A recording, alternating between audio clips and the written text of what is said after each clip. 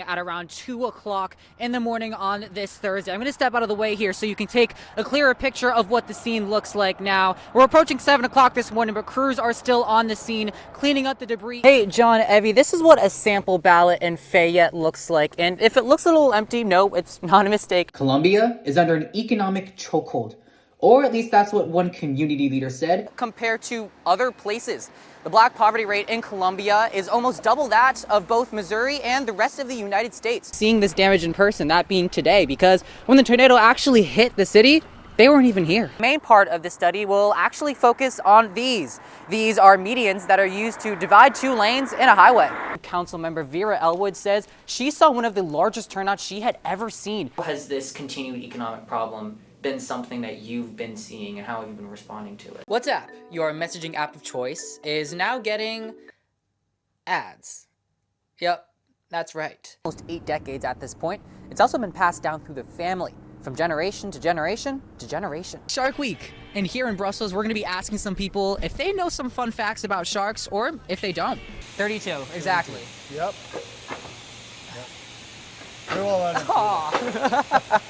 I will get it, The glasses, that was the main important thing to have your safety. Even though she may be young, debris are flying everywhere. 18-year-old Kamora Johnson has already made a lot of adult decisions. So I live pretty far, so I got up about 4, 5 in the morning. College was too expensive, so she jumped right into job hunting with Job Point. I didn't come from a very rich background. Johnson's situation is far from unique. The economic gap between black residents and other racial groups in Colombia has widened over the past 5 years. Houston, we have a problem. Though some wouldn't call it a gap. I don't call it a gap, I call it a division at this point. Utasha Belcher Harris is with the Southern Christian Leadership Conference, along with Reverend Marcus Richardson, who shared his concerns with City Council. I threw the question right back at him. What are we going to do? City data shows the difference in household income for the lowest and highest earning racial groups has widened by $11,100. You can kind of see the disparities that's going on. I deal with the poverty communities. So how does Colombia compare to other places? The black poverty rate in Colombia is almost double that of both Missouri and the rest of the United States. Colombia has a 36% black poverty rate, while for Missouri it's 18%, and for the rest of the United States, 21%. Councilmember Nick Foster says results take time. It's going to be an ongoing issue. It's going to be an ongoing challenge for a number of years. But Belcher Harris says she's tired of waiting for the kind of change that elevates the black community. You can have all the conversations you want, you can meet at the table all you want. If you don't have a plan and a solution, you're going to get nowhere. And while young people like Johnson are getting help with their first job, Hammer it down. people like Belcher Harris will keep fighting. We've just got work to do. We have to stand on it. To not only reduce the growing earnings gap, but get rid of it. Jay Motiwala, KMU8 News, Columbia. KMU8's Jay Motiwala is there live to tell us about a couple who had a unique experience finding out some of their property was destroyed in the week's tornado. Jay. Taylor, Evie, this greenhouse belonged to Brad and Brenda Harriman, and as it's pretty evident, it's almost completely destroyed, along with several other structures within their residence. But for Brad and Brenda, this is the first time they're actually seeing this damage in person, that being today, because when the tornado actually hit the city, they weren't even here. A not so warm welcome after a warm vacation. We're in St. John's Island, which we go on a big vacation like that maybe once every 10 years. Luckily, it was the last full day we were there. A different feeling, yeah. And it was just this morning. We got back late last night. While Grandma was watching the kids, an EF2 tornado tore through Pilot Grove, including parts of the Harriman's residence. It's definitely different when you see it in person than when you see it on pictures and videos. Their greenhouse destroyed. Their shed completely gone. Their shop unsustainable. But it still hits you.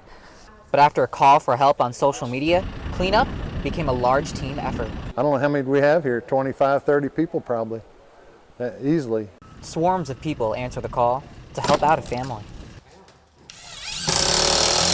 They'd be there for me in a heartbeat, and that's the way we roll around here. You know, it's just the country spirit.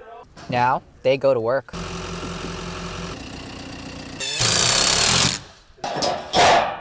But in between, lunch brought by volunteers. It's just overwhelming with all the help. I mean, it just heart, it's just, you can't explain it. I mean, A community joining together to help a couple returning from a dream to a nightmare.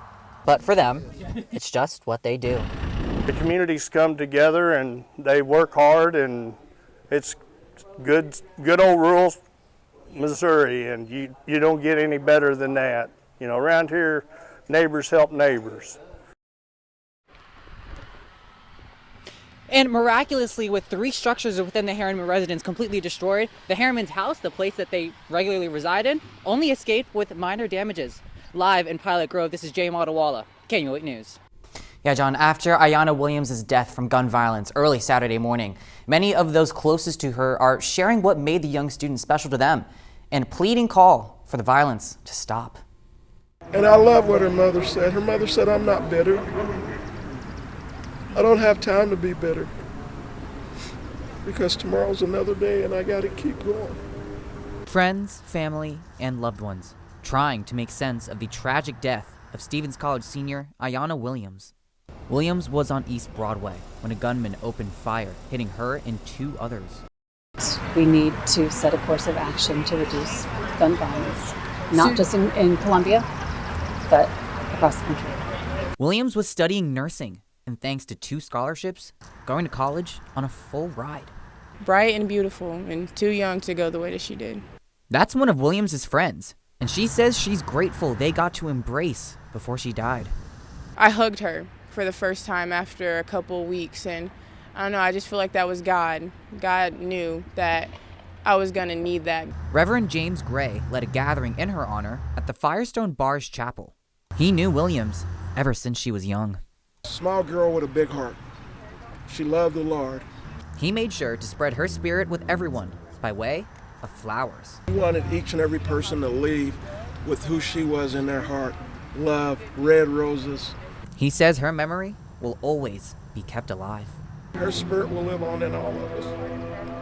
And that's what we got to remember. We got to remember her spirit. Well, the president of Stevens College told us she believes this is the first student to die from gun violence. Mayor Buffalo, MU President Choi, and CPD Chief Jill Schluty also attended the gathering.